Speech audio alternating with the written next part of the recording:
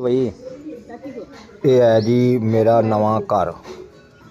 ਇਹ ਸਾਡਾ ਨਵਾਂ ਘਰ ਹੈ। ਉੱਤੋਂ ਦੀ ਤਾਰ ਲੰਘ ਰਹੀ ਹੈ ਬਿਜਲੀ ਦੀ, ਬਿਲकुल ਅੱਗੇ ਸਾਈਕਲ ਤੇ ਬਾਈਕ ਖੜੀ ਹੈ। ਜਾਬ ਮੁੜ ਜਾ। ਇਹ ਪੋਤਾ ਬੜਾ ਸ਼ੈਤਾਨ ਹੈ ਤੇ ਇਹ ਮਾਰ ਖਾ ਕੇ ਰਾਜੀ ਹੈ। ਡੇਗਣ ਦੀ ਕੋਸ਼ਿਸ਼ ਕਰਦਾ ਹੈ। और पकांदी रोटियां रोक रही है।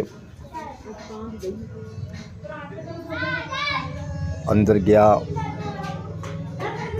और उत्ते कबूतर बैठे तार दे उत्ते 5-6 सामने ट्रांसफार्म ते खंभा है। आसमान ते उड़दे पंछी ते लहिंदे वाल टाली है ते टाली दे थल्ले एक पेड़ा गुलगुली दा। ये साडा नवां घर है जी। और सामने अक का पेड़ा, एक अक्के का पेड़ा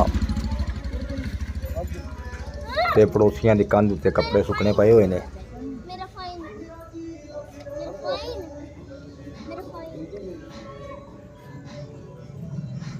ये है जी साडा नवां घर।